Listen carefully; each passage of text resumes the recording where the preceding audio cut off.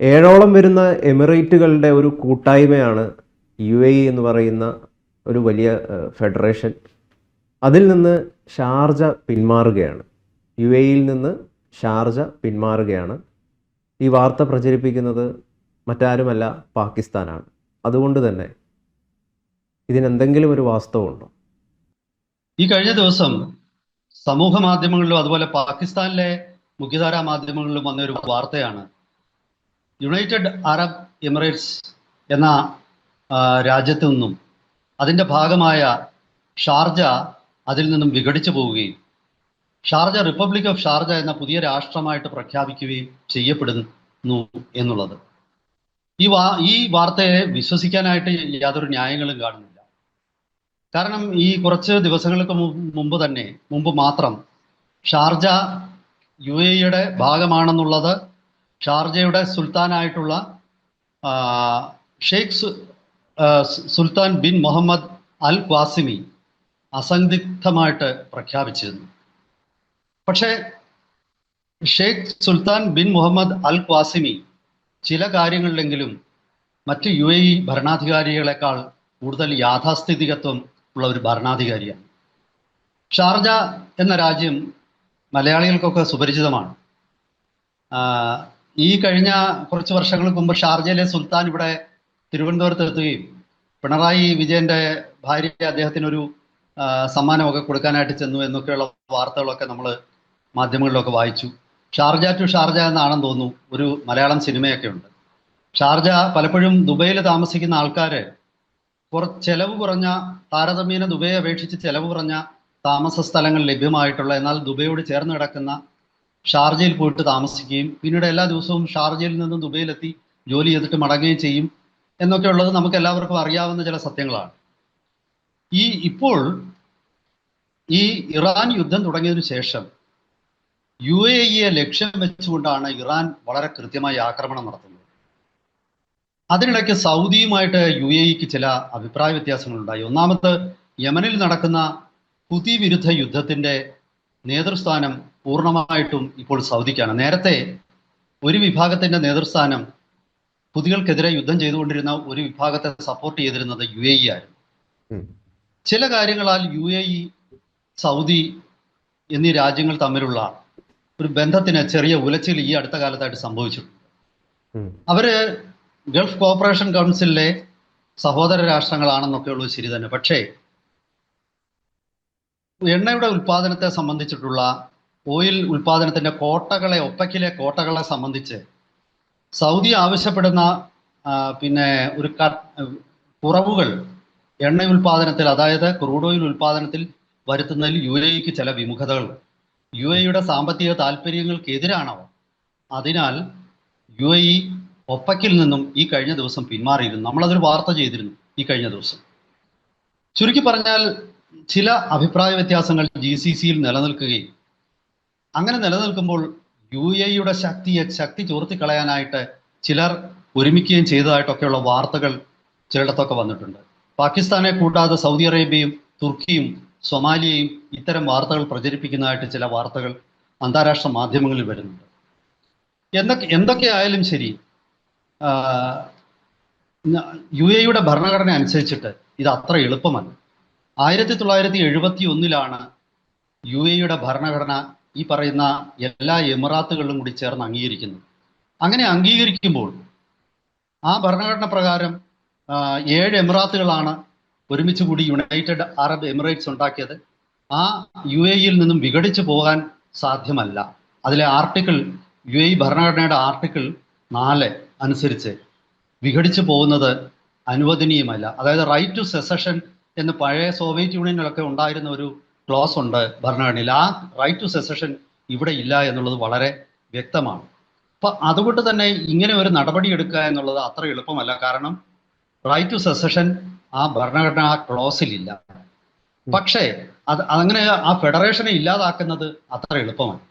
പക്ഷെ അതേസമയം തന്നെ ഇതൊക്കെ നിലനിൽക്കുമ്പോഴും ചില രാജ്യങ്ങൾക്ക് ചില നിലവിലുള്ള ഭരണഘടന അവർ ലംഘിച്ചാലോ എന്നൊക്കെയുള്ള ചോദ്യങ്ങളുണ്ട്. പക്ഷെ ഇതൊക്കെ ആണെങ്കിലും ഷാർജ എന്ന രാജ്യം അത്ര വലിയ സമ്പന്നമായ രാജ്യമല്ല. ഈ ഫെഡറേഷനിലെ ഏറ്റവും സമ്പന്നമായ രാജ്യം അബുദാബിയാണ്. കാരണം അബുദാബിക്കാണ് ഏറ്റവും കൂടുതൽ എണ്ണ സമ്പത്തുള്ളത്, ഷാർജയ്ക്ക് എണ്ണ സമ്പത്തൊന്നുമില്ല. അതുപോലെ തന്നെ അവിടുത്തെ ഏറ്റവും വികസിതമായ മാർക്കറ്റ് ഉള്ളത് ദുബൈക്കാണ്. ഈ രണ്ട് രാജ്യങ്ങളാണ് യഥാർത്ഥത്തിൽ അവിടുത്തെ ഏറ്റവും ശക്തമായ രാജ്യങ്ങൾ. പാകിസ്ഥാൻ ഇപ്പോൾ പറഞ്ഞു വരുത്തുന്നത്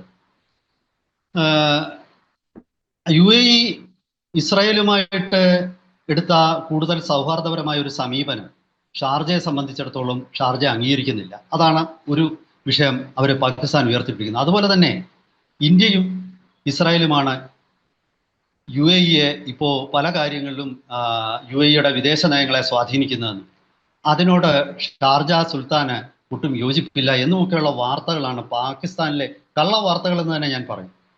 അത്തരം ഉളുപ്പില്ലാത്ത കള്ളങ്ങളാണ് പാകിസ്ഥാന്റെ പല മാധ്യമങ്ങളും പ്രചരിപ്പിച്ചുകൊണ്ടിരിക്കുന്നത്. ഈവൻ മുഖ്യധാര മാധ്യമങ്ങൾ പോലും ഇതാണ് ചെയ്യുന്നത്. ഒരുപക്ഷെ ഈ അടുത്ത സമയത്ത് പാകിസ്ഥാന് കടം കൊടുത്ത $3.5 ബില്യൺ ഉടൻ തന്നെ തിരികെ വേണം എന്ന് UAE ആവശ്യപ്പെട്ടതിൽ പാകിസ്ഥാനെ സംബന്ധിച്ചിടത്തോളം വലിയ മനോവിഷമം ഉള്ളതായിട്ടാണ് നമുക്ക് മനസ്സിലാക്കാൻ കഴിയുന്നത്. അങ്ങനെയൊക്കെയുള്ള ഒരുപാട് ഘടകങ്ങൾ. പിന്നെ പാകിസ്ഥാനും സൗദി അറേബ്യയും തമ്മിലുള്ള പ്രതിരോധ കരാർ. അപ്പോൾ സൗദിക്ക് വേണ്ടിയോ ആണോ ഇത് ചെയ്യുന്നത്, അതോ പാകിസ്ഥാൻ രാജാവിനേക്കാൾ വലിയ രാജഭക്തി കാണിച്ചുകൊണ്ട് പാകിസ്ഥാൻ മറ്റെന്തെങ്കിലും ലക്ഷ്യങ്ങളുമായിട്ട് ഇത്തരം നുണപ്രചരണങ്ങൾ തുടങ്ങിയിരിക്കുകയാണ്? ഗൾഫ് എന്ന ഒരു സ്റ്റേബിളായിട്ടുള്ള ഒരു സമൂഹത്തെ അസ്ഥിരപ്പെടുത്താനുള്ള ശ്രമങ്ങളാണോ പാകിസ്ഥാൻ നടത്തുന്നത്? ഇതൊക്കെ വളരെ ഗൗരവമേറിയ വിഷയങ്ങളാണ്. മാത്രമല്ല UAE അവിടെ ഒരു ഹിന്ദു ക്ഷേത്രം പണിയാൻ അനുവാദം കൊടുത്തതിനെ പാകിസ്ഥാൻ പത്രങ്ങൾ അതിനിശിതമായിട്ടാണ് വിമർശിക്കുന്നത്.